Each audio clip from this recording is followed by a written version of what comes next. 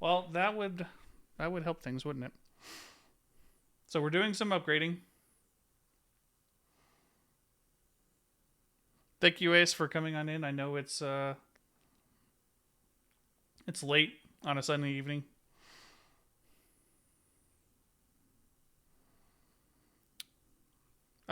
So like I said, Tyvar, this I've drawn several of him. This grinny idiot. He looks to be almost like a troll rare. But he does have actually some uses here. So his passive, I was just in the mood. I felt like I did play some commander. I brought my deck in. I was all excited, and it didn't perform as well as I was hoping. Actually, it's going to be super easy. Barely an in. Paper Popper, thank you for the follow. Appreciate it. How you doing? I should probably make sure that no, my alert box was up. I don't know. There we go. Anyway, so glad to hear it, man. Well, thank you for the follow. Yeah, I know. I'm literally just let's fix this real quick. There we go.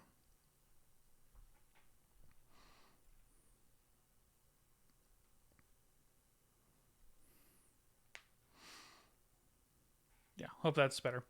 Anyway, so yeah, brought this over to my local game store. Was hoping for it to do well because I'm actually very proud of this deck.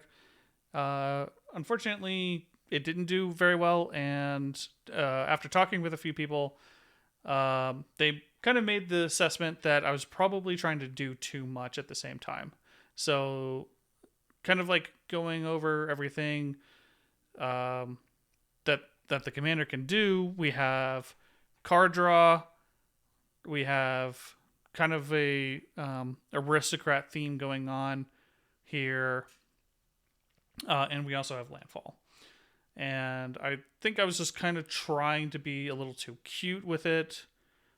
So I wanted to kind of like narrow down what we were doing, and kind of do some upgrades, based on it. Because like one of the biggest things that was, or at least one of the biggest hurdles that I was doing was, or traversing was, I could not get the engine going.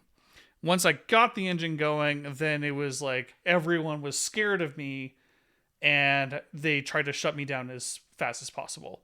And whether it was just like single target removal or board wipes or what have you, like it just crippled me because everyone was targeting me at the same time. So I kind of like sat down, reassessed, looked at like what kind of like things that we could do, and so this is what I came up with. So Tyvar is going to be our ability maker here. So it allows us to activate our commander if we have to replay her, because we can tap her immediately and activate those abilities. And then we can also plus 1M in order to untap our commander. And any other creatures that we may need to. I don't see it being an issue, but it may come up.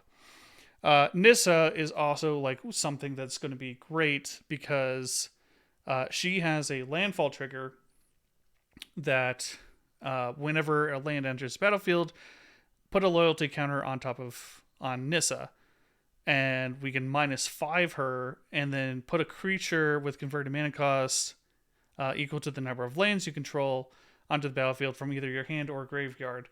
So we can play a card for free. Typically, I don't think that's going to happen that often, but we can get some recursion going on and bring back creatures from our graveyard that have already been killed and not have to waste other cards for it. And the landfall triggers are going to happen very often, so like we're not going to have to worry about like keeping Nissa up. like this will probably be something that like we can probably do every one of our turns. That's at least what I'm hoping. We'll see how it goes in action. Hey, 3, how you doing? Thank you for coming in. I know it's late on a Sunday. Also, well done. Grats to 3 and 3. If you are not following the channel Races Wild, 3 and Acebreaker did a Hollow Knight speed run after learning it in 4 weeks. Yeah. So unfortunately, I normally do join in on those. Glad it doesn't have a sequel. Yes. So normally I do join in on those races, but I just was not feeling it at all. Like, I'm dealing with some like personal issues, and like I was just growing to hate this game so much that I decided that, like, you know what, I'm just going to just back off and not do it.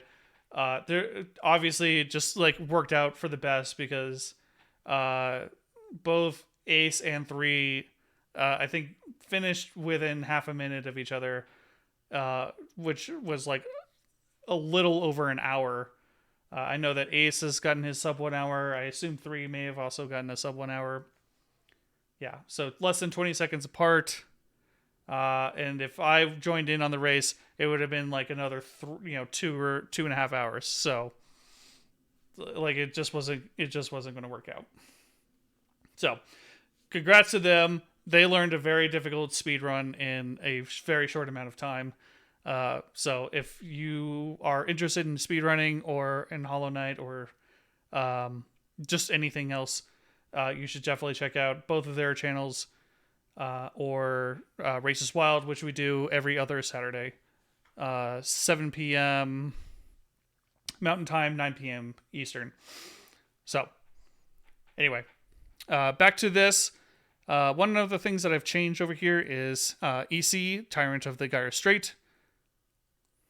Thank you, Ace, for linking that. Yep. So this is going to be additional card draw over here. It is a 6 mana 5/5. Allows us to play additional lands. This is going to be more focused on landfall. And whenever a land enters the battlefield on my control, I can draw a card. So just huge benefits here. Because like our commander allows us to play additional lands, and whenever we play lands, we just get to draw cards. Like, just perfect synergy here. So glad to have EC on the team. Alondra we had on our original deck. There is a theme. It's actually very small. I was actually very surprised.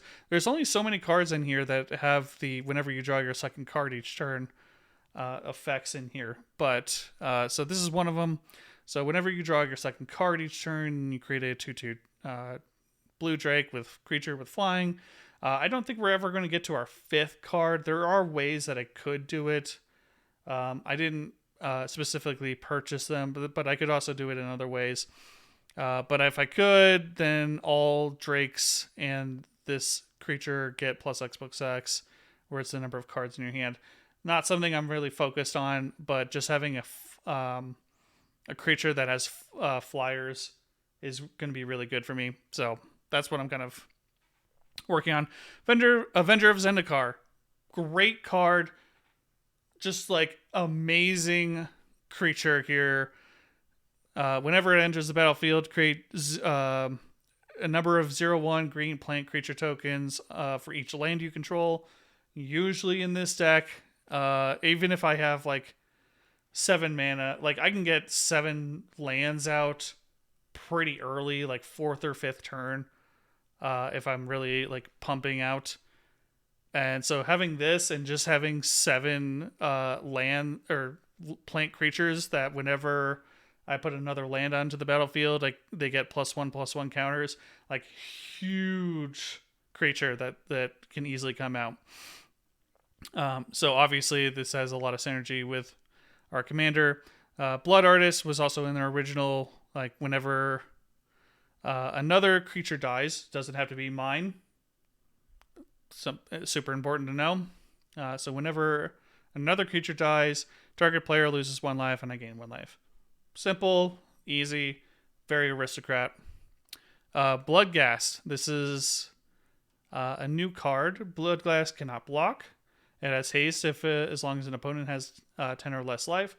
But the most important thing is whenever a land enters the battlefield under my control, you can return Bloodghast from your graveyard to the battlefield.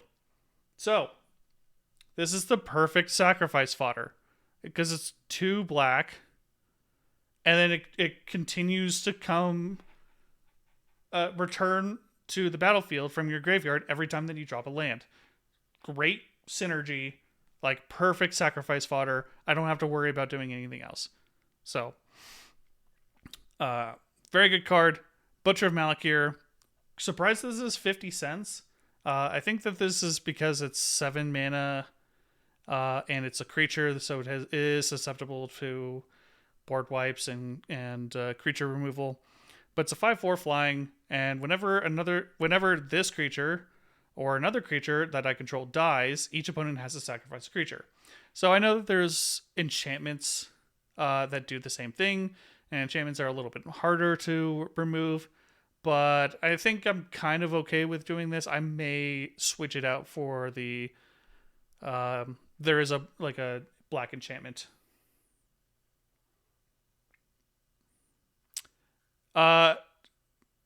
No, this is actually something that I've purchased.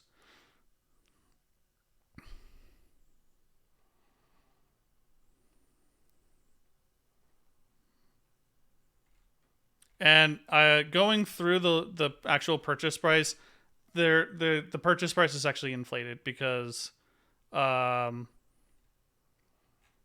there are several like variants of cards that they have in here that are like way overpriced on here. But yeah, Chasm Skulker, great card, gets a +1/+1 counter every time that I draw a card, so it just becomes a huge body. And then whenever it inevitably dies, then I create a bunch of squid token creature tokens that allow me to sacrifice those. Yeah, I know I can change the print. I literally just like figure this out and like put it all together, and then also like send in the order to the LGS to buy it. So I have not like done all of the fixing on it. And then I've also noticed that like a lot of the prices that were on here were also like not what I was charged. So just keep that in mind. Dina, Soul Steeper. Also, like a lot of these cards I just happen to have already. Like Dina and Azuri. Avenger of Zendikar. There were several cards in here that I actually just had on hand. Dina, great card. Whenever I gain life, each opponent loses 1 life. So stuff like Blood Artist is just gonna like double dip into that. Our commander, and there's like several other cards in here. Azuri is a new card that I added in here, and it's mostly just to kind of like fix our curve, because he is for mana, and I actually like this, especially for something like Avenger of Zendikar. And then also another card that I was thinking about adding in here, which is Awaken the Woods. So whenever a creature with power 2 or less enters the battlefield under my control, I personally will gain an experience counter. And then at the end of combat on my turn, put +1/+1 counters on target creature I control, where X is the number of experience counters I have. So this like creature basically just builds up a ton of experience counters, like the more tokens that I generate, and then just shoves that into another creature that I control that I can go and swing out with. So it's not exactly like synergizing with like the rest of my deck, but it's just another opportunity to like swing in for some damage.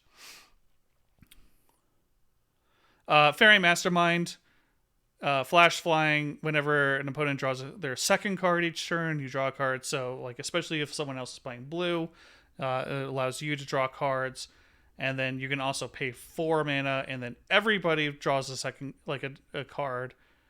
In which if it's not your turn, um, then everyone draws their second card, or at least then you get to draw a card and then draw a second card, which will then trigger the commander, Alondra, um, Joriel, and a ton of other men.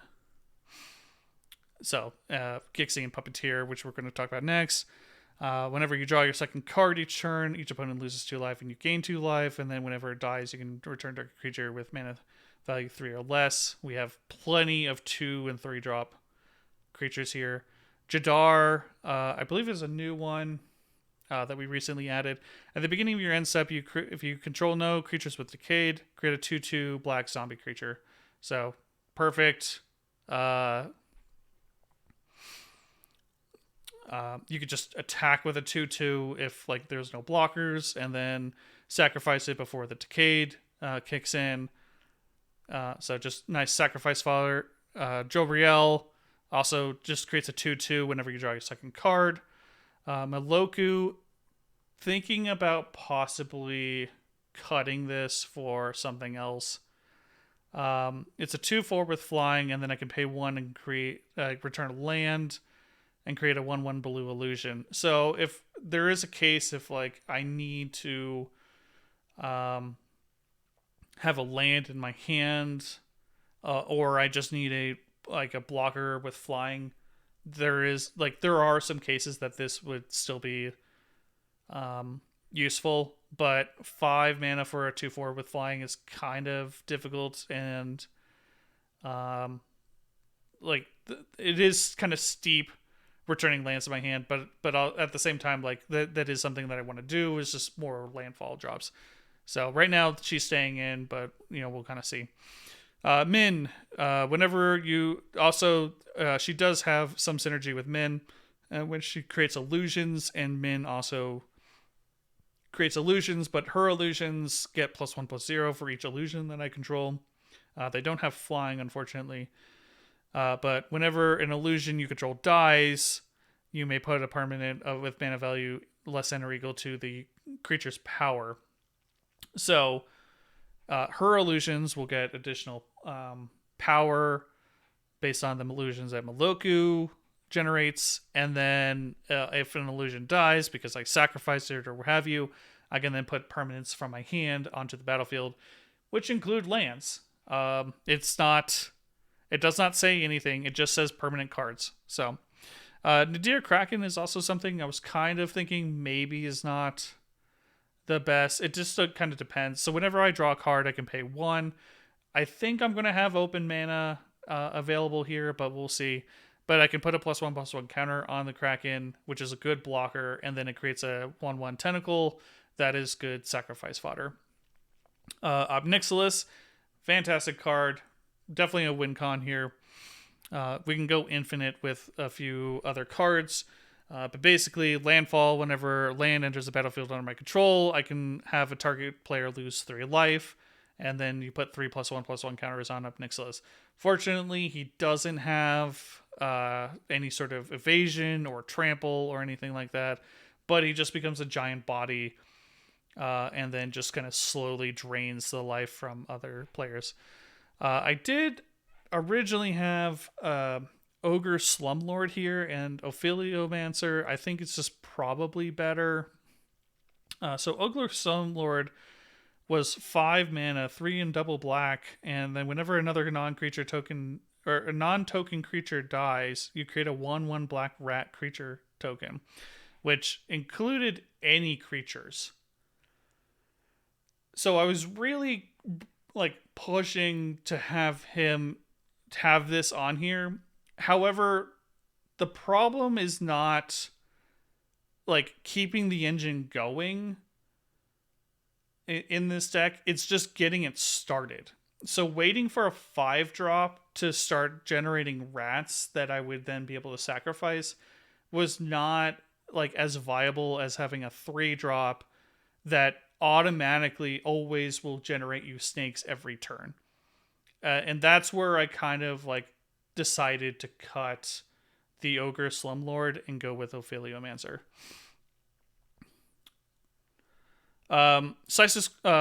Psychosis Crawler is a new card that I've added. It is power and toughness are equal to the number of cards in my hand. And then whenever I draw a card, each opponent loses 1 life. Fantastic card. Don't know why I didn't have it before. So, and it's 49 cents. And we also have ways to have infinite card. We have a Thought Vessel here. We also have Reliquary Tower, so we can have no maximum hand size.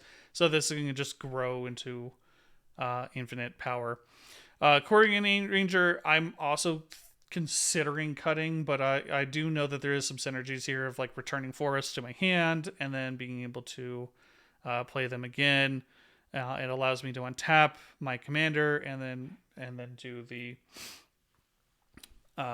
trick again.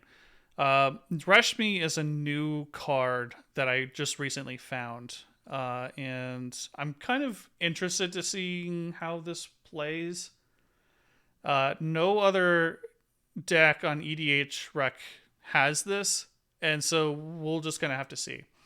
But it's whenever you cast your first spell each turn, which would not include Reshmi if there was my first cast. So if I played her on my as my first spell, her effect would not trigger. But the next turn, whenever I cast my first spell, reveal the top card in my library. If it's an online card with converted mana cost, then the spells, I may cast it without paying its mana cost. If I don't cast it, then I just put it into my hand. So it's essentially like a pseudo draw. It's not technically a draw. But it's something that just allows me to play additional cards for free. So, for instance, if I play Nixus for the Fallen and then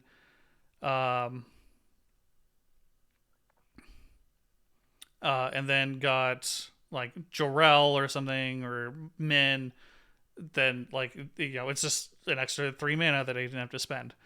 So just something might be cute, may just be something that we end up cutting at the end, but it is in the 4-drop, which has been a slot that I've been really kind of weak on.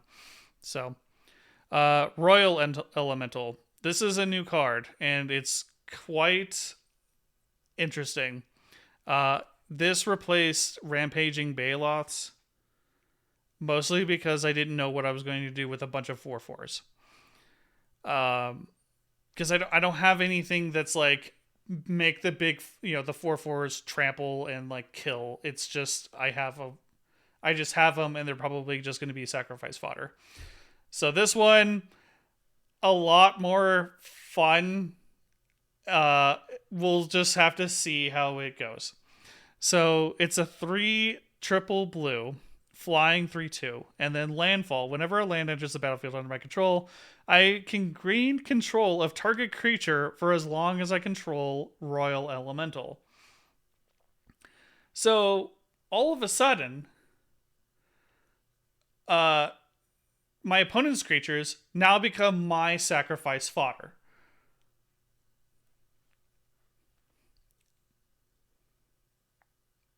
We can see 3 reacting here. He does not care for this at all.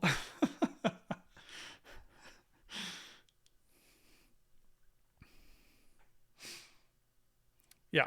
So it is weak. I did have to put in a few extra counter spells and protection in order to justify putting him in here, because obviously Rampaging Baloths, which is the same mana cost, is just a 6/6. It's just a giant body that creates 4/4s. like a lot easier. You don't have to worry about it. 3/2 can be killed by a lot of things. So we'll just have to see how this goes. I just really want to see what I can do with it, because obviously, like, as soon as this drops down, I'm going to be enemy number one, because I'm going to be stealing their creatures, and then they're going to be sacrificed in order for the greater good of Zimone and Dina. Scoot Swarm, no explanation. It creates insects, and then it creates additional scoots very quickly, especially in this deck. Getting up to 6 lands is absolutely no problem for this deck. And so we're just going to be, like, we're going to be fine. Seaborn Muse. Untap all permanents you control during each other player's untap step. Fantastic card. Very expensive card. But allows you to use Zimone and Dina's effect likely when you already have the 8 lands required in order to repeat do it double. So yeah. I also replaced Sorry Steve for Solemn Simulacrum. The reason being is that Sorry Steve, which is Sakura Tri-Builder, if you don't know, he has to sacrifice himself in order to get the trigger. Whereas Solemn Simulacrum gets triggered when he dies. So therefore, it just made sense to make that switch. Going up from 2 mana to 4, kind of, it's fine. I had a lot of 2-drops, originally in this deck, so going up to 4 is fine. To Tetiova, Benthic Druid, landfall. I gain a life and draw a card. Just great card. Tireless Provisioner. I keep going back and forth between this one and the Tracker. And I'm leaning on the Provisioner because I'm going to be pushing for more big spells that cost X. And I think that the treasure tokens are going to be more valuable than the clue tokens overall. I might be wrong. Like, I really like the idea of the clue tokens. I think they really synergize with this commander, but we'll just have to see. So I think they're essentially the same. It's just that the Tireless Tracker is rare, and it's just a landfall. You create a clue instead of a treasure. You're never going to be creating food, obviously. Uro, Titan of Nature's Wrath, great card. Something I had never seen before. I definitely did not pay $17 for this card. When it enters the battlefield, you sacrifice it unless it escaped. And then whenever it enters the battlefield or attacks, you can gain 3 life and draw a card. Then you can put a land card from your hand onto the battlefield. And then if its escape cost is double green, double blue, exile 5 cards from your graveyard. However, funny thing, I can use Nissa to just keep bringing him back. He'll come onto the battlefield and then be just immediate sacrifice fodder on here until I have the necessary 5 cards to exile. Yark, the Desecrated, 2 in Sultai. Death Touch, Lifelink. This is a cheaper version of the what is it? Oh, you know what also is in here? Yeah, Ancient Green Warden. These cards in here are also very expensive, and I kept them on the sideboard just so that I can keep them. Like, I keep looking at them. So the deck also is just adding this sideboard and the considering cards in here, which are also expensive. So just keep that in mind. Yeah, so Ancient Green Warden is the same thing. You may play lands from your graveyard. That's something that's unique to Ancient Green Warden. But if a land entering the battlefield causes a triggered ability for a permanent, you control the trigger, it triggers an additional time. This one is any permanent entering the battlefield triggers an ability. That ability triggers an additional time. So, that means all the landfall. So Scoot Swarm, EC,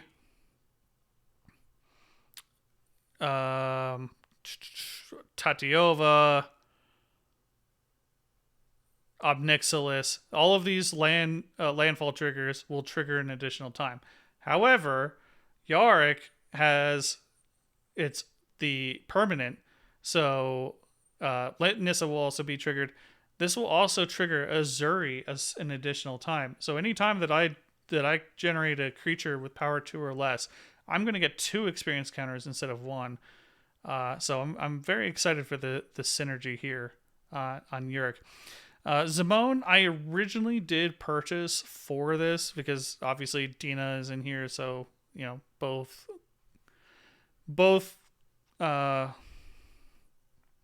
characters in the team up are here individually. I originally cut her because I was kind of underwhelmed at her abilities, which is one, you tap, you may put a land from your hand onto the battlefield tapped. Like, sure, it's kind of cute to like, get some like quick lands out, especially if like you have like a 5 land hand and she's in your opening hand as well, so like you can just pump out all of the lands really quickly.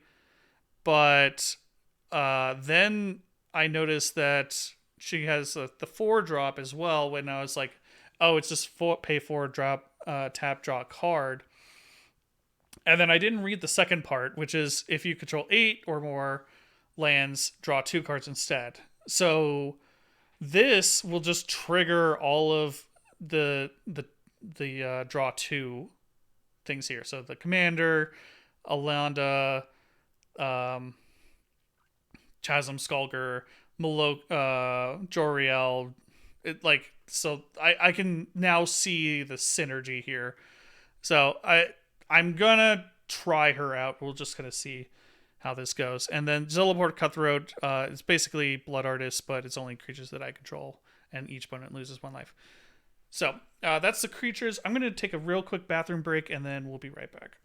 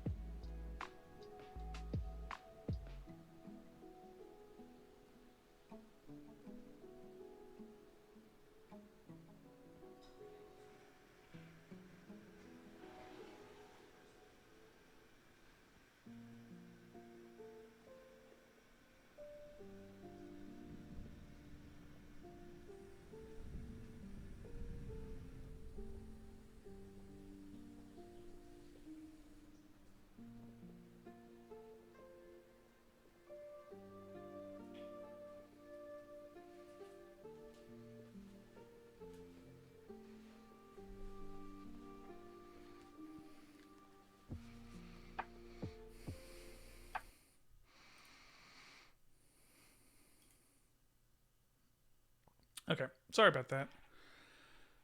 I had Chipotle for lunch today, and it just has not been sitting well. So we have dropped. I think we had 35 creatures in here, where we originally, and now we're down to 31.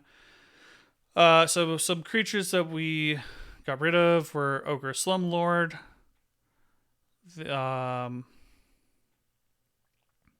Rampaging Baloths, Thassa's Oracle, Scrib Ranger. So Thassa, I removed because we can go infinite We can go infinite in this deck, but it takes a lot. Like, it's a little clunky, and um, it's very fragile. And so, like, maybe Thassus was just not the win condition, and it's just taking up it's just a useless slot. So I wanted to take it out. Tireless Tracker and Eternal Witness are also things that we removed. So, moving on.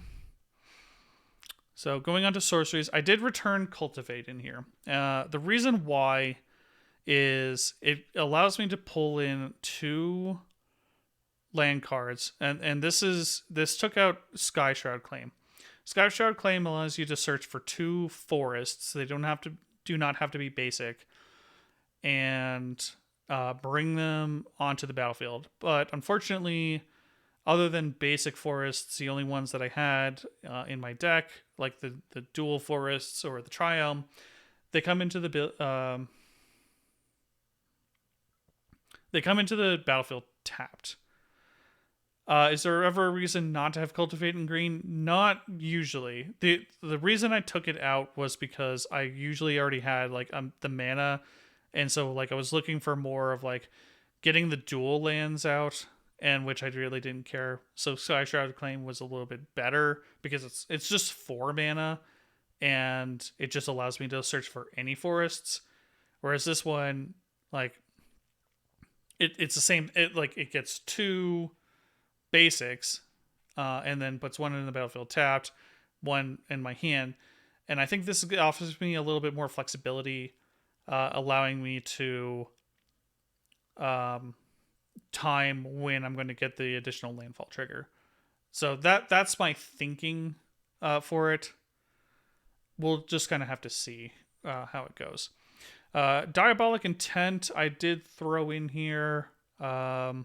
It's one of the cheaper tutors, and like the additional cast is to sacrifice a creature, which I certainly do not care about. I may cut it for. There's another card in here that is sacrifice a creature and draw 2 cards. So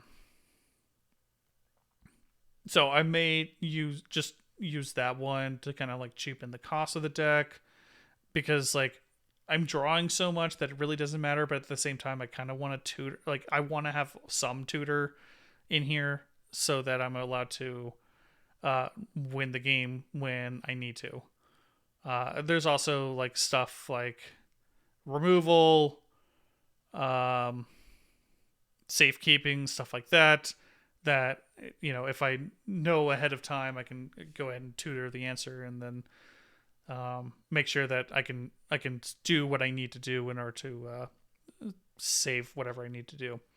Insanguinate, one of my favorite cards. X and double black.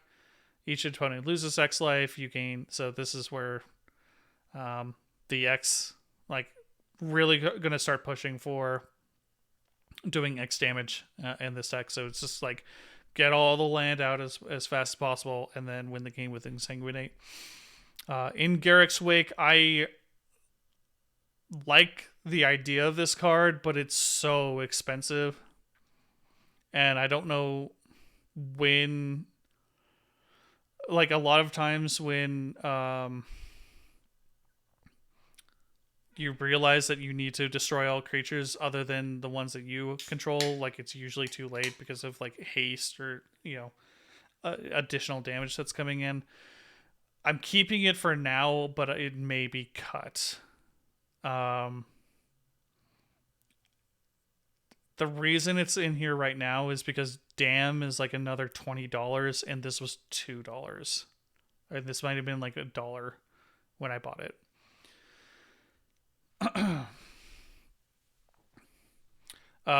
Nature's Lore is just a cheap 3 visits. I don't understand why everyone keeps insisting on 3 visits, because it's literally the same card as far as I can tell. I don't know, maybe there's something I'm missing, but as reading the text, it appears to be the exact same wording. It's just that 3 visits is a lot more expensive than Nature's Lore. But it is a forest card, doesn't have to be basic, and you can put it onto the battlefield. Pest Infestation is something that I want to try. I've never been able to actually successfully make this work. But it's green double X, destroy up to X target artifacts and or enchantments, and then create twice that many 1/1 black green pest creatures. So again, sacrifice fodder. When this creature dies, you gain 1 life.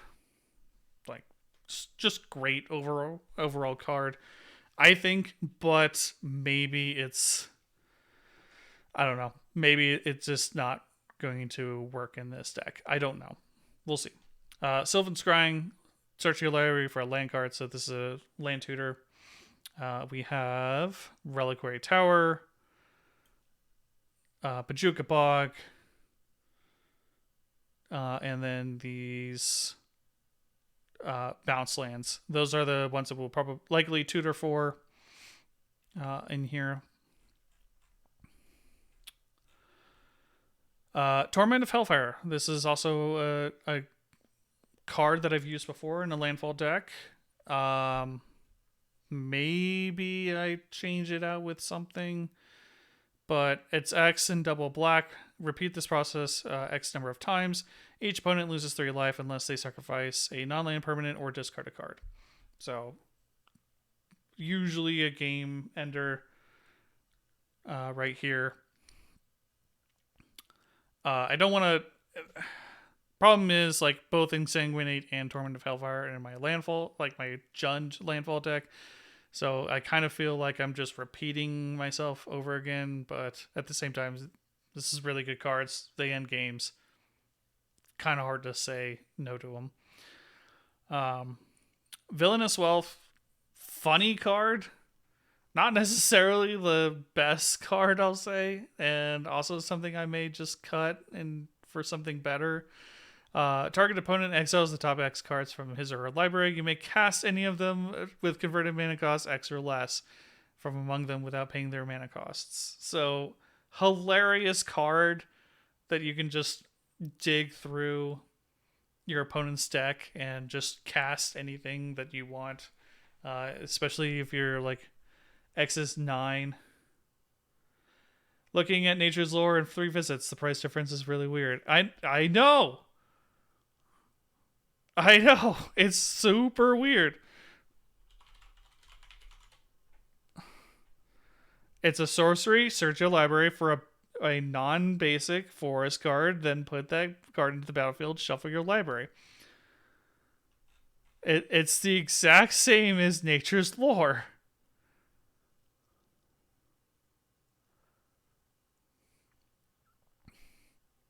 But yeah, so I've only pulled this off once. It was completely meaningless. But it was just funny. Are there better cards out there? Yes. Do I want to play them? Maybe. We'll see.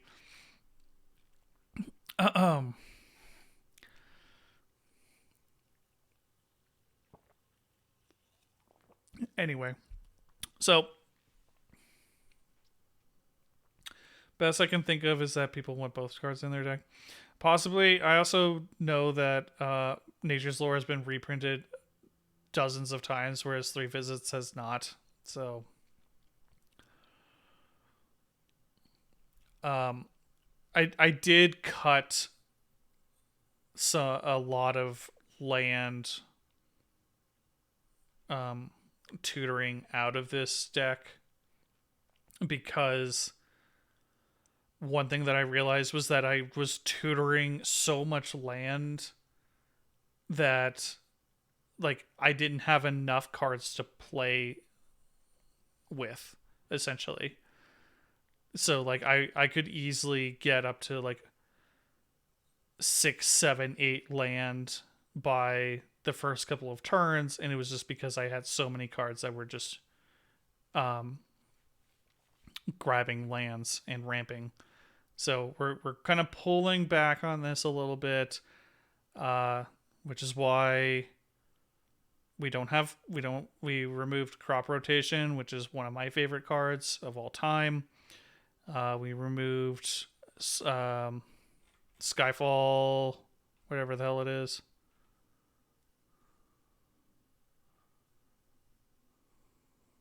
Why isn't it in here anymore? We just took out Search for Tomorrow, 3 visits, Sky Shroud Claim, wherever it is. It's not in here anymore. So we took those out because we had so much ramp that it just didn't make any sense anymore. Assassin's Trophy, we're gonna try this. Like, I know a lot of people are really hyped for this. We'll see. I guess it's fine, especially like later in the game.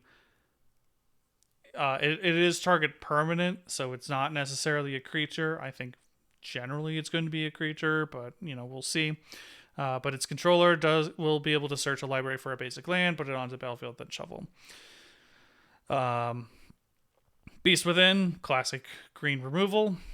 Nothing really to say there. Counterspell, classic blue counterspell. Heroic Intervention. I really did not want to buy this card. But decided, you know what? It's worth it. This is a fantastic card that if anyone tries to do a board wipe, you have a response and all of your board is safe. It's all permanents. So even enchantments, artifacts, what have you, if they do Casualties of War, all of it is safe.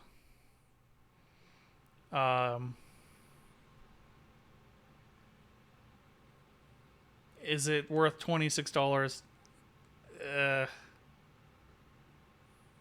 Really didn't want to pay for it, but it's a really good card.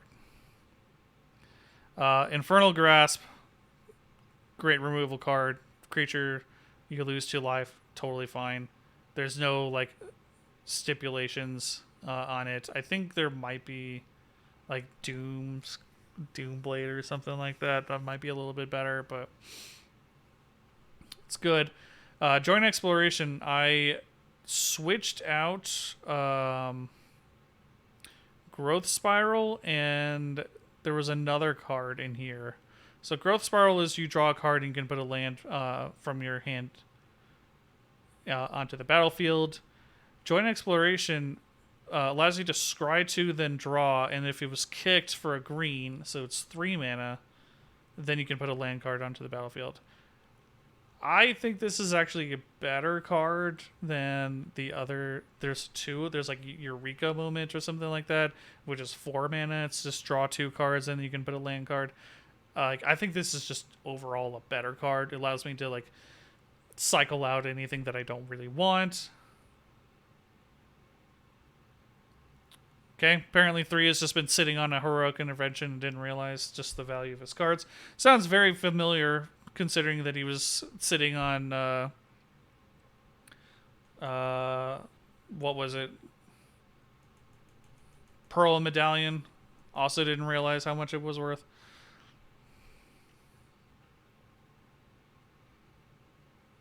You have one of each? Why didn't you offer me the green one? The emerald. Anyway. Putrefy. Instant. Destroy target artifact or creature. Cannot be regenerated. So, solid removal. Sultai Charm.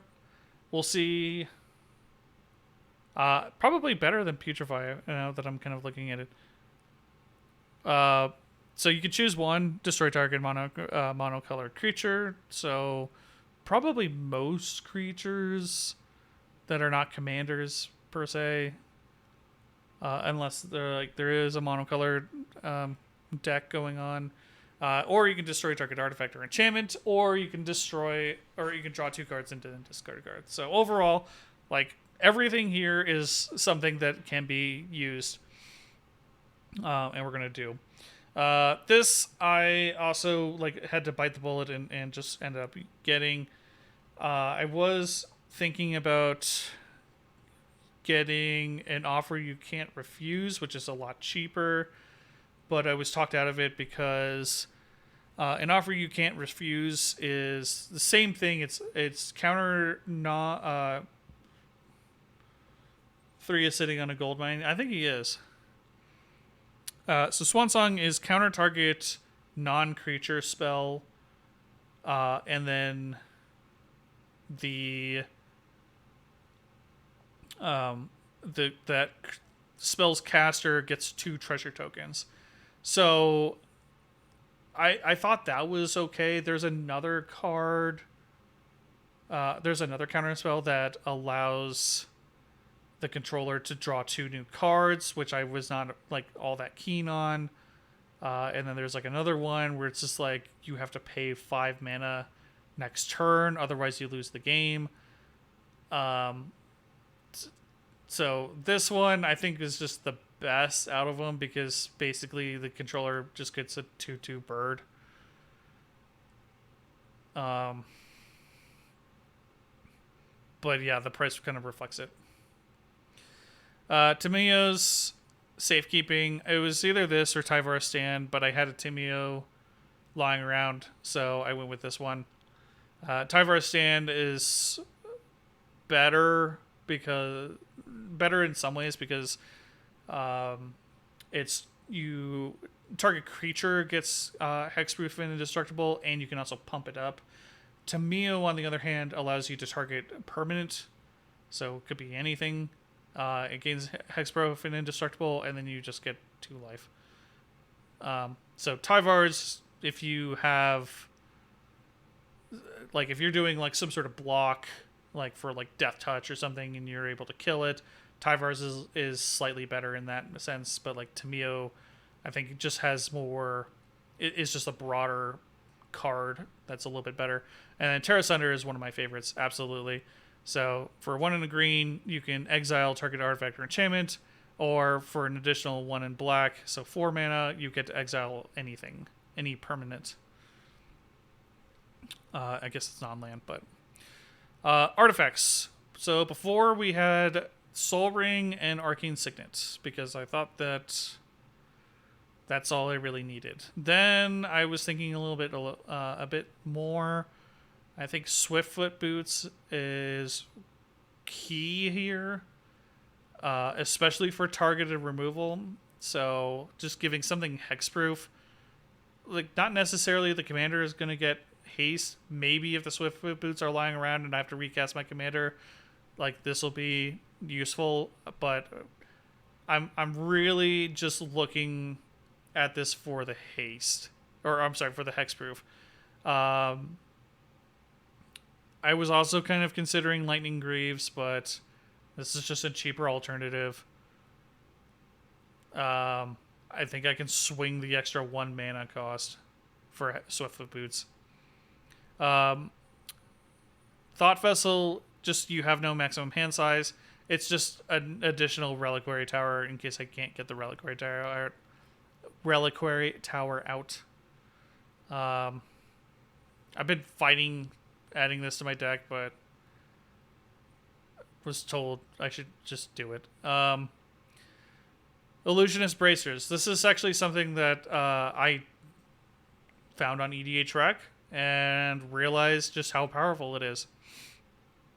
So whenever an ability of an equipped creature, so it's I need to read up on this. I'm going to probably search this up on Oracle just to make sure that it's clarified, because it only specifies it's an ability and it's activated. Does not necessarily mean that it is an activated ability or a triggered ability. It just says that an ability is activated. If it is not a mana ability, copy that ability. You may choose new targets for the ability. So what I'm thinking, and I could be wrong, let me know in the chat, is I can put this on my commander, or I could put it on anything else. Once the ability is activated, Shroud can, yes, Shroud can definitely be a little bit annoying. I don't have a lot of really. My only interaction with my own creatures would be Tamiyo's or my commander sacrificing the creature. So usually it's not going to be an issue, but I know what you mean. Looks like it must be an activated ability. Okay, that's fine. So putting this on my commander, and this also is something that I might just end up getting rid of and using Sonic Resonator, which is another card that did a similar thing, but it was only the triggered ability, and you had to pay mana and tap it in order to make it work. Whereas like this is just an equipment. But essentially, what you do is you copy the sacrifice trigger. You sacrifice an additional sacrifice fodder, and then as long as I have 8 lands or more, like I get to draw 4 cards and put 2 lands onto the battlefield, or 4 lands onto the battlefield. So it kind of seems niche. We're going to kind of see how this goes. But I saw this on EDH Rec and I was like, oh, that's kind of clever.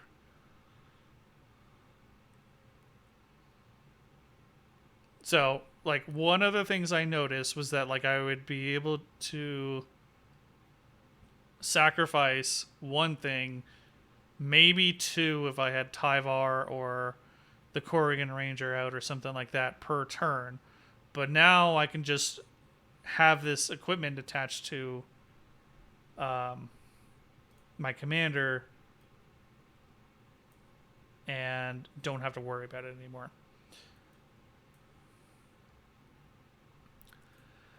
So new kind of cool ability. Might no other, fortunately, no other creatures that I have. I guess Zimone has an active ability, but everything else is triggered abilities. So if that's the case, that the bracers are only on active abilities, then it might be something that's just a little too niche, and we might have to kind of open up that slot and put something else in. We changed out some of our enchantments. We got rid of Death Horde Invasion, which was at the beginning of your upkeep you lose 1 life and amass 1, so you create a 1/1 zombie army creature token, and we put this in. So this could be a curse. You curse on, you enchant a player with a curse, or you can enchant yourself. And then, so what I plan on doing is enchanting myself with this curse, and whenever a land enters the battlefield under enchanted creature's control, I create a 2/2 black zombie creature token with Decayed. Just more sacrifice fodder for our commander. Yeah, we'll see how it goes. I think this is a better switch, but we'll see. Like we can certainly just replace it with Dread Horde Invasion if we need to. Moldavine Reclamation I kept in. I did take out Death Reap Ritual. So Death Reap Ritual does guarantee you a card if a creature dies, but that's not necessarily. So it doesn't have to be your creature. It can just be any creature. But sometimes it just doesn't happen every turn, and also like it's just 1 card, versus like Moldavine Reclamation is like I can control it all the time. That there's always creatures dying, and I'm always drawing cards, and it's every creature that I can sacrifice or block or what have you is just gonna be there. Quest for Renewal I kept in. I'm just considering I might remove it.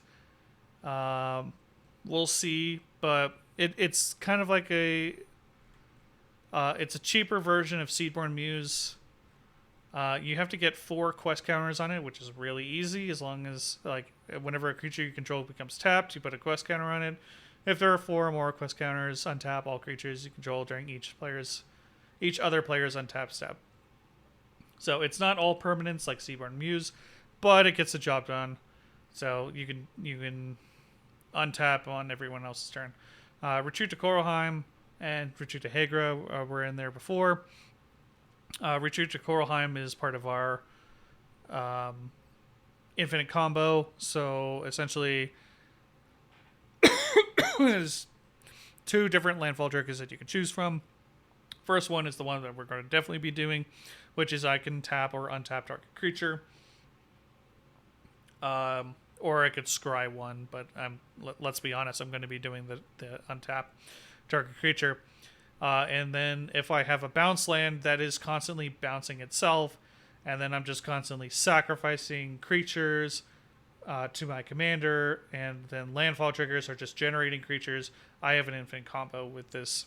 So it is essentially my commander, this enchantment, and a bounce land, and a creature or something that generates creatures on landfall triggers.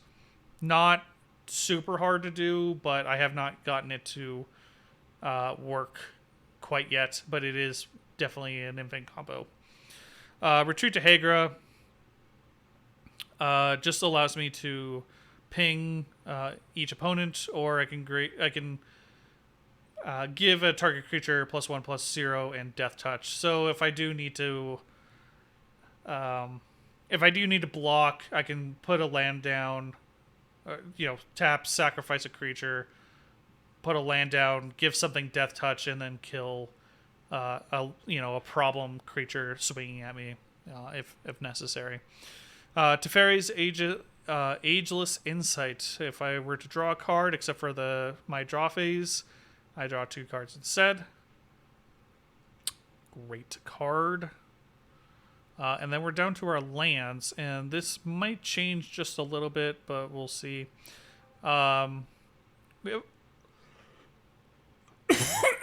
Excuse me. We have Bojuka Bog. This is more for any Golgari or Dimir recursion. We can just shut that down. Like, Bojuka Bog is just a fantastic card in general. Command Tower, obviously. And then we have the bounce lands. So Dimir Aqueduct, Golgari, Rot Farm, and Simic Growth Chamber are the bounce lands. So we just need to have one in order to have the infinite combo. We have Drown Catacomb as a dual land that usually will just have an island or a swamp available. I did switch out. I used to have Myriad Landscape, and then I decided that it's a little too slow. And I usually don't need to have like 2 of a single land on here. And I think Evolving Wilds is just an overall better card. Let's got that one.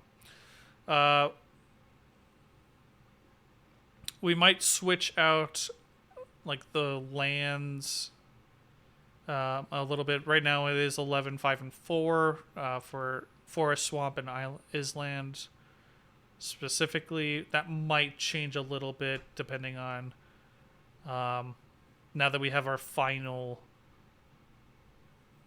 version of this deck, how much it's going to, like, what are the balances need to be. Hinterland Harbor, it's the same thing. Like, we'll probably have a forest. Usually we always have a forest available. Ice Tunnel, I went with the Icelands. So these all have the basic land types attached to them so that I can actually search for them. Technically cannot search for Ice Tunnel, but I just wanted to have that in there for completion's sake, and I really love the artwork on it. And then I just went with the ice lands, or the snow lands, because I think they look a lot better than the other variants. Opulent Palace is the Triome. Unfortunately, not going to afford. Like, I just don't want to pay for the Triome. that has the basic land types on there. Reliquary Tower, you have no maximum hand size, obviously. Sunken Hollow, this is the one. So this is only good in the ally lands. Kind of annoyed about this, but yeah. So Sunken Hollow, it's the only. If if you have two or more basic lands, usually I do, this will come into play untapped, and it also is something that can be searched for Farseek, which I did cut, so maybe this needs to be cut as well. We'll see.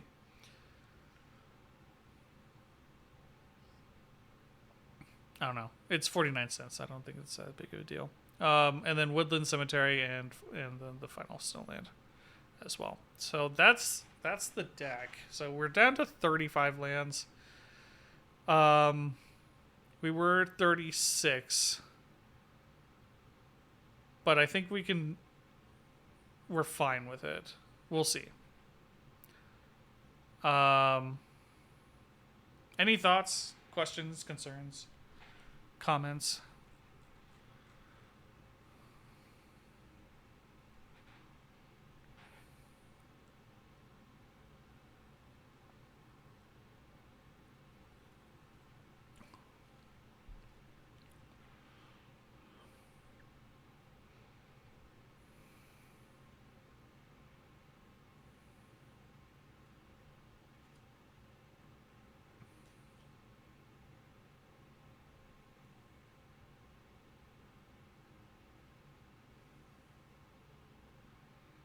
Nope.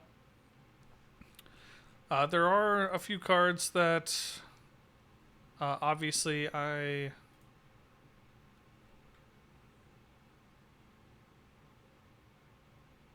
time for my bizarre Kaldheim Snowland hate to shine.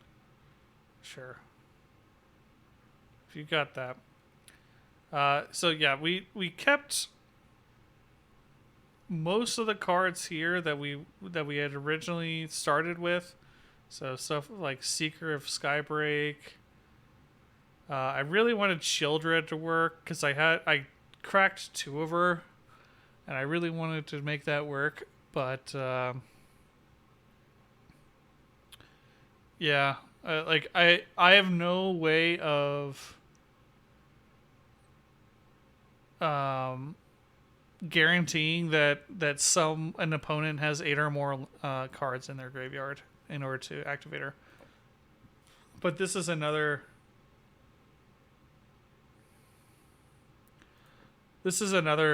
just fantastic card where, like, when she enters the battlefield, each opponent sacrifices a non-token creature or planeswalker. So you force your opponents to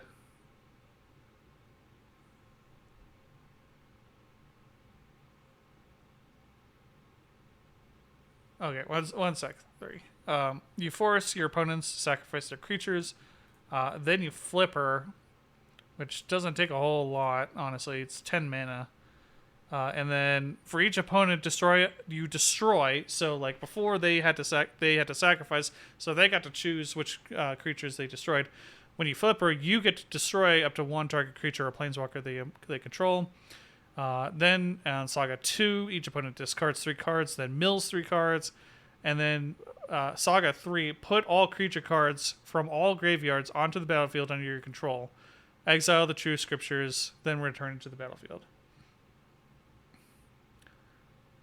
So, like, just a fucking beatdown of a card.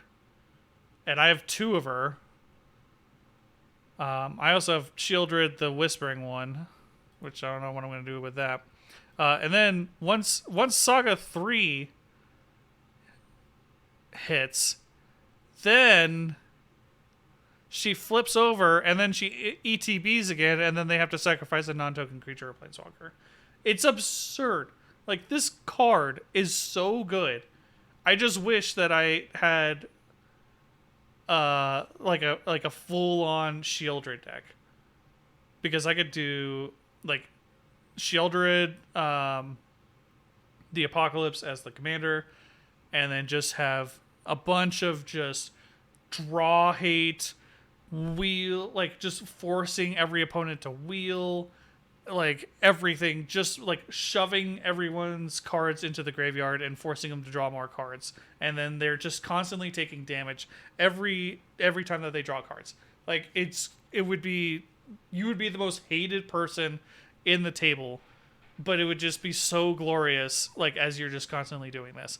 And then you drop down this Shieldred, flip her, and then like force them, like whatever board state that they were able to concoct gets completely decimated, and then every card that was in their graveyard, or every creature that was in their graveyard, you just get to like put onto the battlefield under your control. Like it's just so enticing, but I just couldn't justify it. Like there's just nothing in this deck is forcing my opponents to discard. And so like there's no way I can possibly guarantee that there would be 8 cards in their graveyards at the time that I drop her and then attempt to flip her. So, but yeah, like we had Atraxas Fall. This Cultivate is just a redundancy. Same with this Diabolic Intent. Diabolic Tutor, like I was thinking about just because it's a cheaper alternative. River's Rebuke, kind of like a fun version.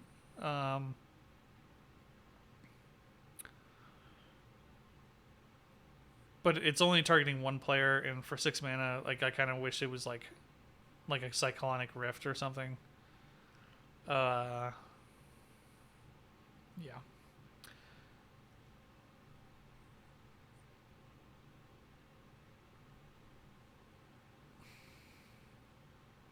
Like this deck has come quite far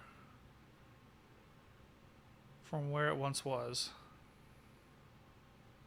So yeah, these are the same lands, but these are the snow variants. So, what did you link? You linked Radine, God of the Worthy. 2 and a white, Valkema, Protector's Shield, legendary creature, God, legendary artifact, creature, legendary creature, God. Flying Vigilance. Snow lands your opponent's control enter the battlefield tapped. Okay, well, they already enter the battlefield tapped, so, sure. Non-creature spells your opponent's cast with mana value 4 or greater cost 2 more to cast.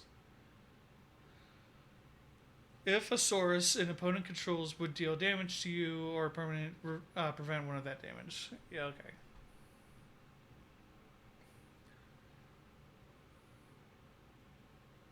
Whenever you or another permanent you control becomes the target of a spell, or an ability to counter that spell unless the controller plays 1. See, that second part is, I mean,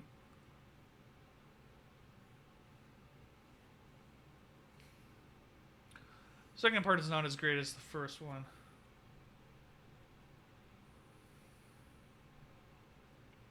You were so disappointed when I cracked that card. All the other cards are so cool. I mean, it's not bad.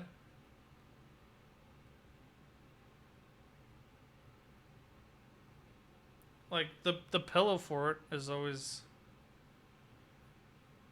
Like, when you consider, like, a go-wide Goblin deck, where it's just a bunch of 1/1s, and then all of a sudden they can't attack you because they do 0 damage. Like, that kind of...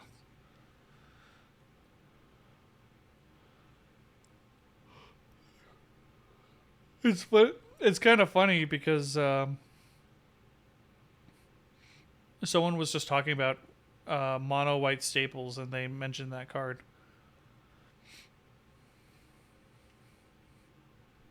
But yeah, so Awake in the Woods is on my wish list.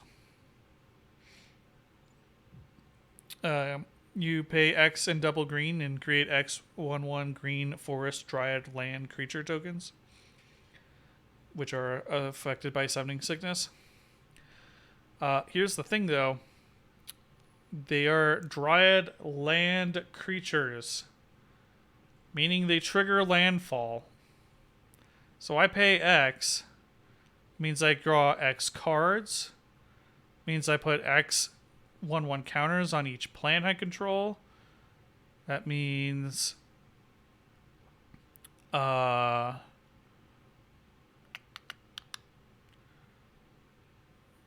what was it? I get like I create X 2/2 zombies. I take control of X creatures my opponent's control. I draw more X more cards and gain life, and I create X treasures.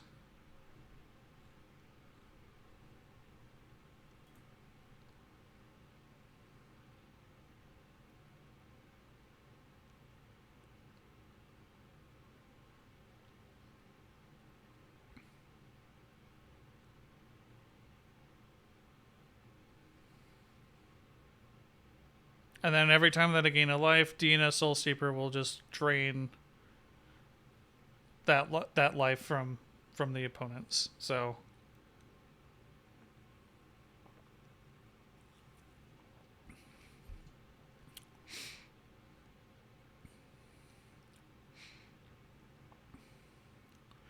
yeah, I'm excited for this deck. I was looking at some of the other options. People were suggesting Shieldred the Apocalypse, which is an $80 card. I would love to have one, but I don't.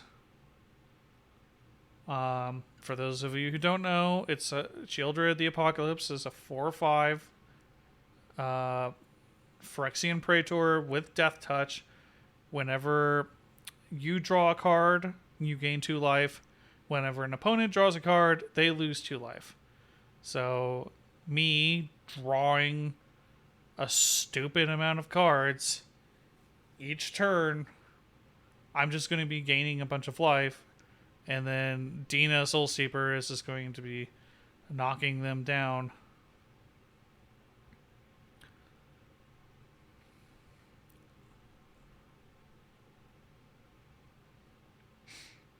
So, we'll be working on this. I also bought something which I'll share tomorrow. Probably late morning, I think.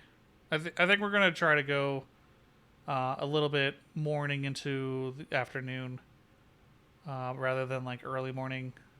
I don't think there's a lot of people on. I think, especially on Monday, I think a lot of people are, you know, working or pretending to work or, at least catching up on whatever they didn't get to the week before.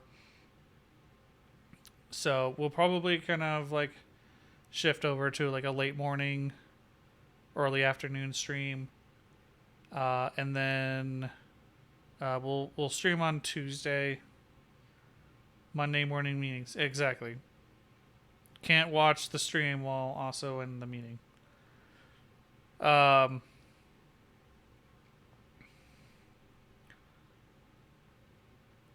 do have friends coming over on Wednesday. So I will not be streaming on Wednesday, most likely.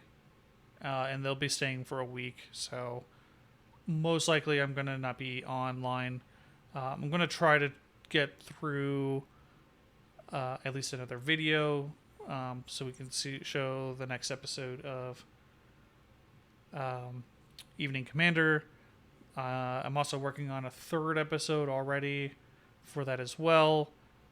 Unfortunately, I cannot find a recording of Ace winning. I know that Ace has won several games, but none of which I've recorded, or at least successfully recorded. It never has happened. So we probably, I would certainly be up for doing more Commander games. Um, I'm not 100% sold on the new app. I think that I could probably just make the spell table just work, and we'll just deal with it. I also saw that you sent something else. I don't know. I didn't check it out. If it's something that allows me to like host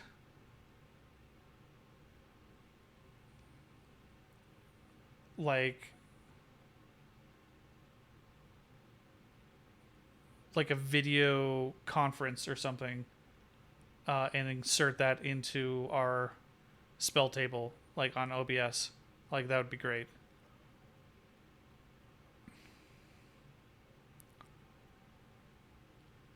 But I also know you can do that with Video Ninja. Okay, that's what I kind of figured that's what it was. I just didn't click, have the time to click on it or anything like that. So yeah, I'm trying to make my house a little bit presentable since I actually have people coming over, and it's not just me rummaging around with my own filth. Um, so yeah, we'll stream Monday, Tuesday. We're gonna try to get a video out by Tuesday. If not, we'll one of the friends that are coming over. She's really good at Photoshop, and she's probably like I'll probably enlist her services on trying to kind of help me with a few things. So be you know might see some changes going on in the background with that, but yeah, we're gonna probably be doing stuff like touring Denver, um, going to several local breweries, bars, probably go hiking, stuff like that. So, yeah, don't expect me streaming for uh, Wednesday to Wednesday next week.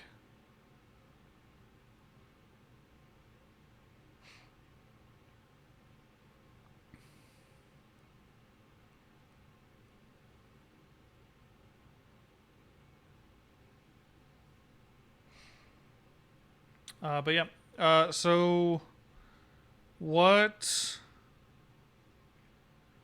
what is the next race? Is it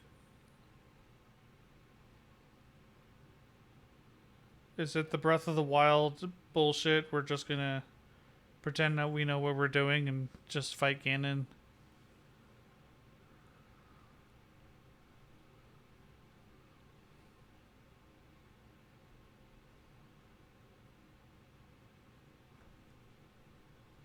Or is it the Super Metroid?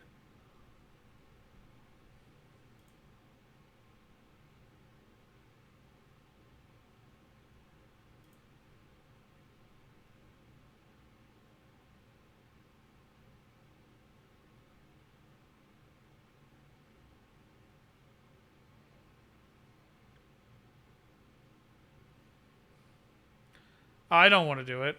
No, I'm kind of with you three that like I'll probably pick up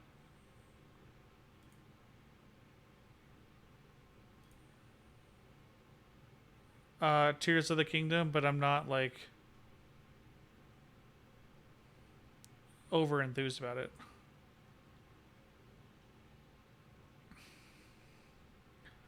To me, it looks like more like Breath of the Wild, and while I had a better time with it than I did in my original playthrough, I think it was also because I knew what was expected of me this time rather than like Super Metroid any percent as next race. Okay, cool. So we'll do that. I obviously will not be practicing as per the oh so usual. But at least I now have an excuse this time. I have friends over, and obviously I'm going to be hanging out with them rather than practicing a 20-year-old game. 20, 25, 30. What was it, 94? Oh my god, it was almost 30 years now. Yeah. So, gonna be doing that. But we'll still participate in the any percent race. Gotta hold up our.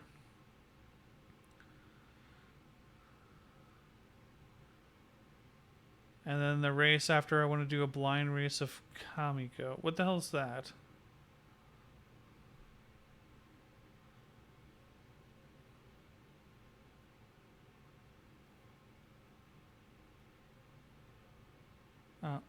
Ace woke up from his little nap.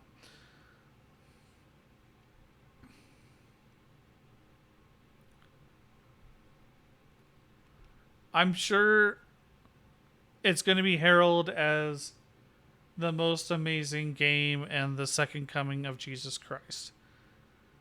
But the first game didn't do it for me, and it feels like it's just going to be more of the first game. And if you are curious, you can see my VODs of me playing it. There's several clips of me playing it, and the only time Kamiko is a cheap, short indie game that looks reasonably cool. Okay. Yeah. So you can check out. I streamed my entire playthrough of Breath of the Wild. Second playthrough. I did enjoy it far more than I did my first time, but I was not all that impressed with it the first time. And I think partly it was just we were having fun. We had chat involved. We had people coming in that were experts at the game, and they told us all these like cool stuff that we could do, cute little glitches and stuff like that, and all of that was like a lot of fun. It's just not my style. The idea is we race a completely blind playthrough. Well, how long is this game?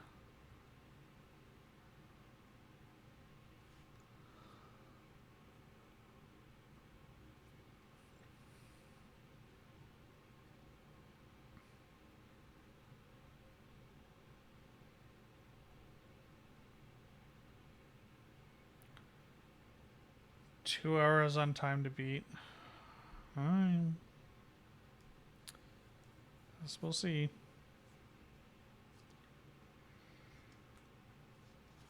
Well, guess we'll go and look this stuff up.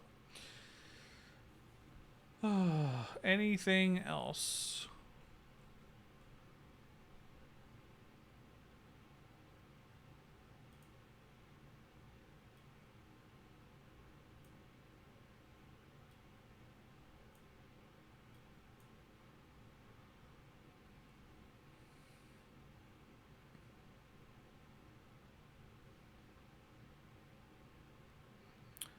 Figure most of the pitch of Tears of the Kingdom is Breath of the Wild, but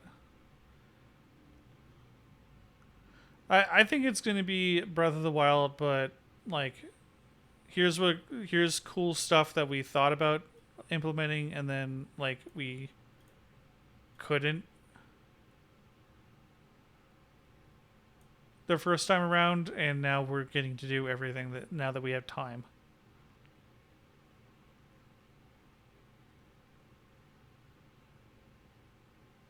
Which again, I'm not hating on anyone that loves Breath of the Wild. Like, more power to you. Great that you love the game. My sister is an absolute fanatic when it comes to Breath of the Wild. She loves that game to death. For me, like, I felt like I was always getting punished for not going the intended route. And there is definitely an intended route. Like, but everyone was saying, "Oh yeah, you could just go anywhere. Like, you could go anywhere, you could do anything." And I was just like, "Okay." And then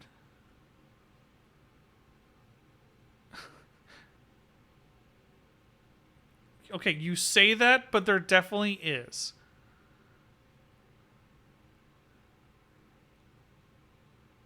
The intended route is you do the things, you get off the plateau, and then you go to Kariko, and then you go, and then you're immediately like put into the not the Naga, the Zora, and you do that, and then they tell you to go to Mount Doom because that's the closest one that you.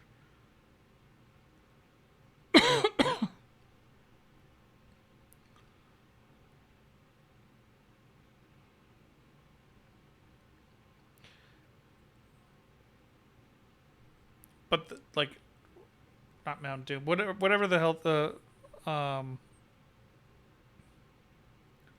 the the mountain and the Goron temple is next, and then the bird one is third, and then the desert one is fourth.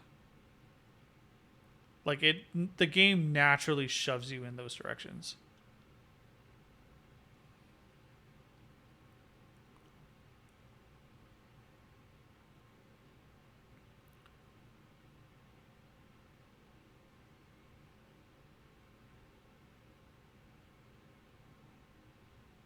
But like I was trying to do shrines and go up towers and then go and find, get to like the locate like nearby locations the fastest way possible, and like couldn't get, like I think I got the flippers fine or whatever, the not the flippers, that stupid armor that allow you to ride up waterfalls because I couldn't think of anything better. That was such a tacked on novelty ability because I couldn't think of anything better to do. But like I spent several hours trying to get to the Gorgon village, and then I got to the Gorgon village because I spent all my money and resources on fire potions and like fire resistance potions and everything else, and then no one would talk to me, and I was trying to buy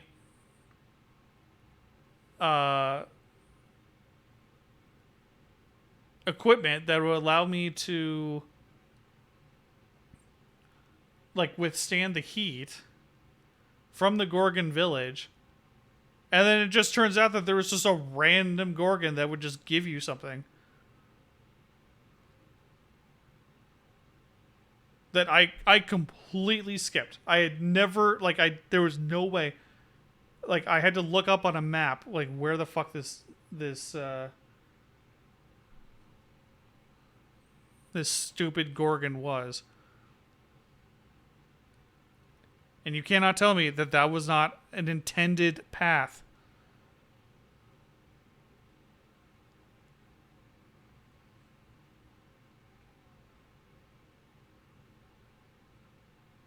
But I made it to the Gorgon village.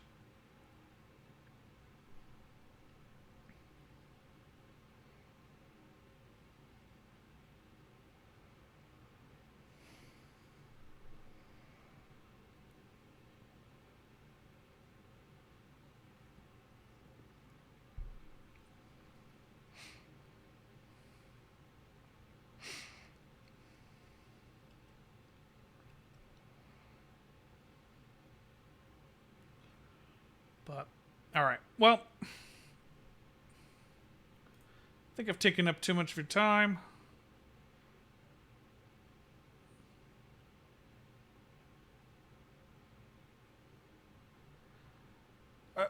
Okay, yes. There are intended ways to solve some stuff, but I should have had an alternative way to solve the problem.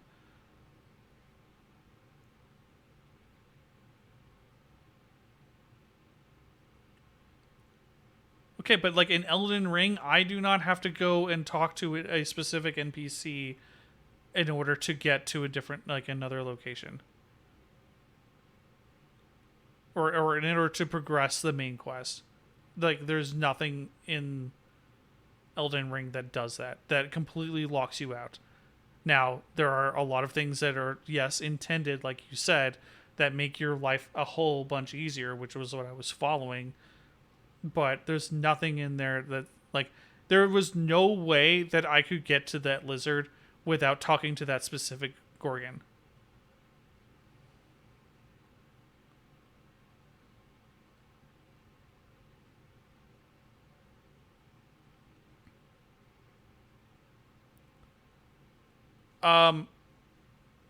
No, you cannot miss the maiden. Unless you somehow.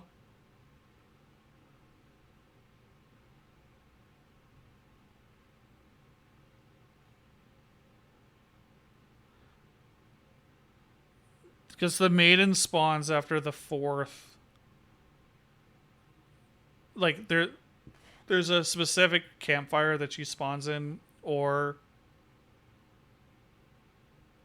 No, but, like, she automatically spawns after the fourth campfire that you rest at. So, like, that is. There's no way to skip her. But I can 100% skip that Gorgon.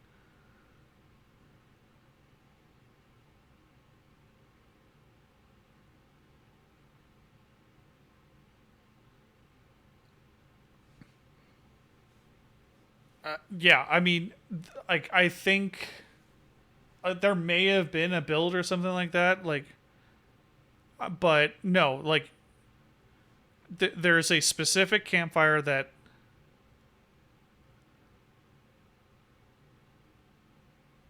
Right. There's a specific campfire that she spawns in once you rest at it. But if, as a failsafe, once you've found your fourth campfire, or a site of grace, I should say, she'll just automatically spawn in anyway.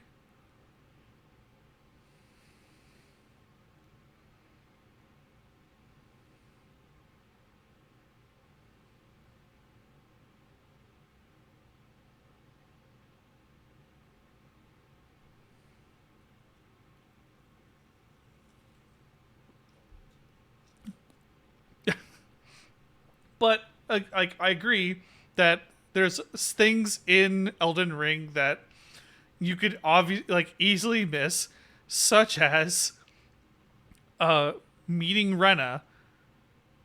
Like, you could easily miss Rena. I just happened to show up at the location at night just by coincidence. And I was like, hey, look, there's just, like, this other new NPC that just happens to be here at night. And then she gave me the summoning bell, which is, like, a huge, like, um, power gain for your character to be able to summon things.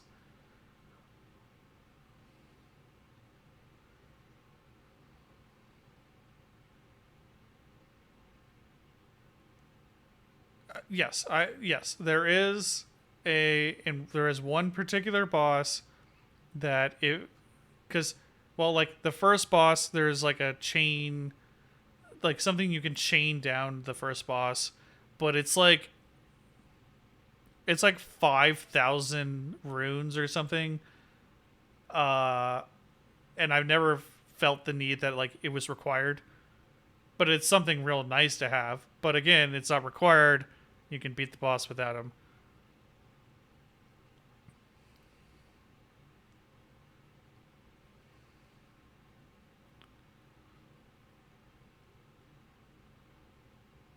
No, you cannot talk to. I'm almost certain. Like, maybe I'm misremembering. I don't remember because it's been years now. It's been almost 6 years. But, like, if I remember correctly, you can't talk to anyone while you're on fire.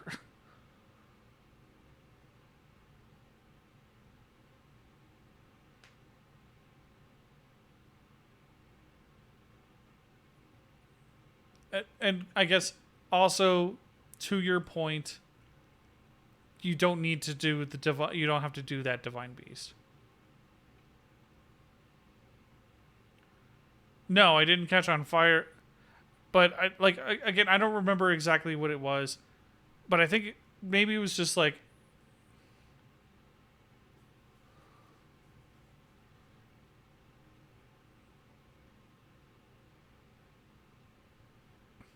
yeah. So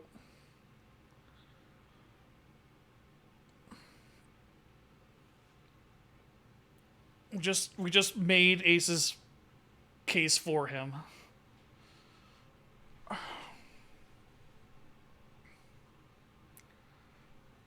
But like hell, if I'm gonna be, you're welcome. Like hell, if I'm gonna be doing that.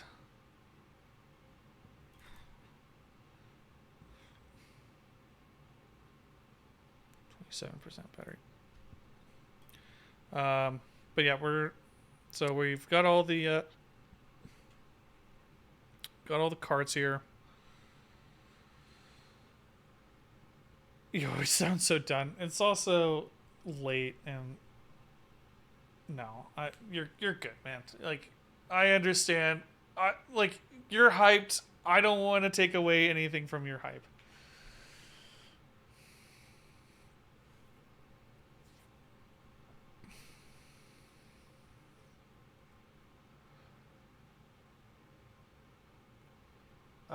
But in the theme of spending money,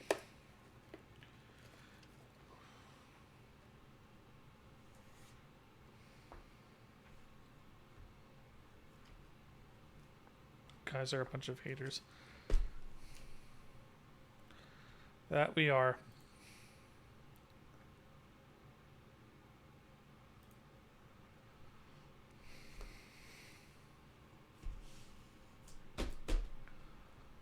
I spent a lot of money.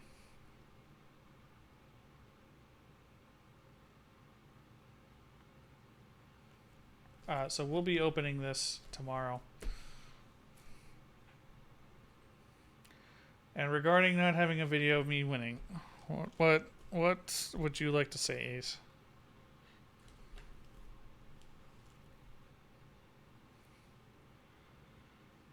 I know, but I also want to have some variety, because we have a tendency of we play several games, and there may or may not be some different outcomes. It does seem that 3 does tend to win, probably the majority of the time, or not majority, but probably more times than anyone else. Probably has a 40% win rate right now. But we also play the same commanders multiple times, and I want to get some variety in there.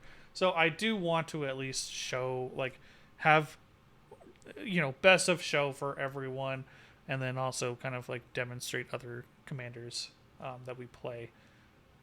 Stuff like that while we kind of build this up.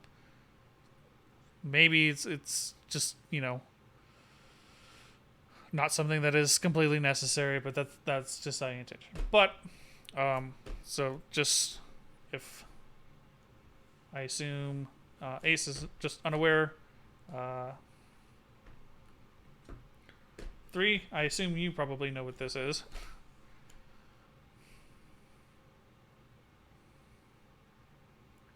But this is Modern Horizons 2. It's a set box, which means that there are 30 packs of, I believe, 12 cards, maybe 15, if I remember correctly. I don't remember correctly. Set boosters are overall better in terms of you can get rares and stuff like that. Yes, this is actually an older box set. But this box, Modern Horizons 2 specifically, has really good pulls from this set. It is considered one of the best sets ever created, and a lot of the cards just so happens that I want in my decks and stuff like that happen to come from this set. In fact, a lot of the cards that I've been ordering individually have just been coming from Modern Horizons 2. Also, one of the things that I've been kind of looking for is the fetch lands, which is you pay 1 life, crack a land, and then you can search for either 1 or 2 lands, and these are in enemy colors. This comes from Modern Horizons 2. They have been getting cheaper right now, so probably not the best to pull these. The box itself was $200.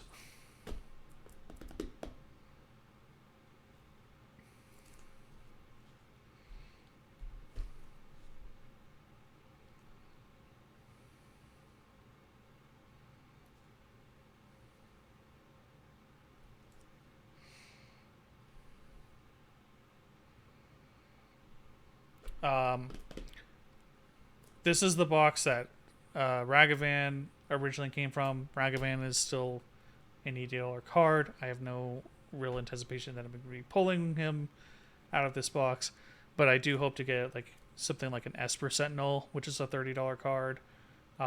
Misty Rainforest is still like $15-$20 each. Arid Mesa is 10. The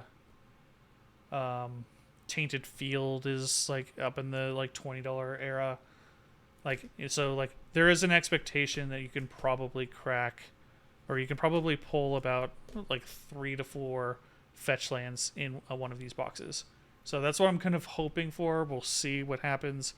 There's other stuff like Sword of Hearth and Home in here. Greed, which is a black enchantment. I think like Cruelty. Like there's a lot of like really good cards that are still worth a lot of money. I think Goldfish actually had Modern Horizons 2 price list.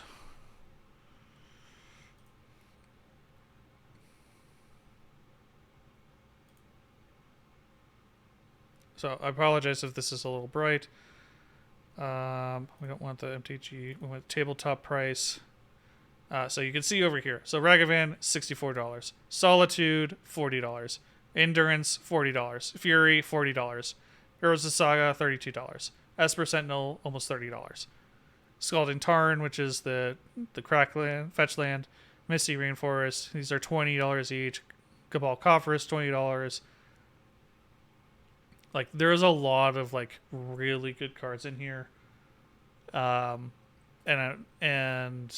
so I'm really hoping that, you know, we get a few of them and just kind of like justify the cost of this box. Now, will I make up the $200? Probably not, but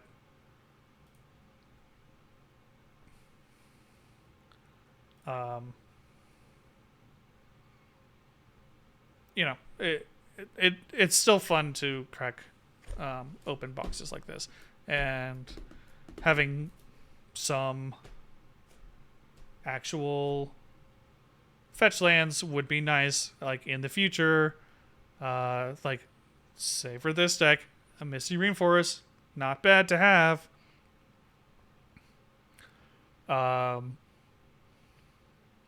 Marsh Flats in my Abzan deck, like pretty good. Arid Mesa in my token deck, pretty good. Yavimaya, Cradle of Growth, making every land a forest in addition to its other types, pretty good. So there are like a lot of really solid cards in here. Maybe they haven't held up on value so as much anymore, but I think it'll still be fun. So we'll be cracking this open tomorrow. So please stay tuned for that. But otherwise, I feel like I'm going to go to bed. I'm sure all of you are probably tired yourselves.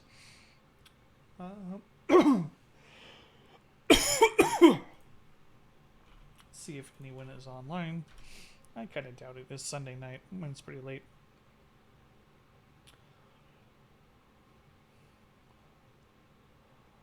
Complicated Chaos.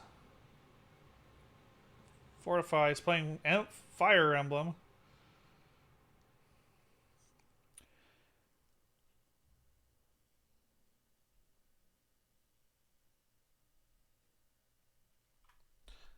Yeah, I think we'll just call it. I'm sure everyone is tired and going to go to bed. So, all right. Thank you all for watching. Really appreciate it.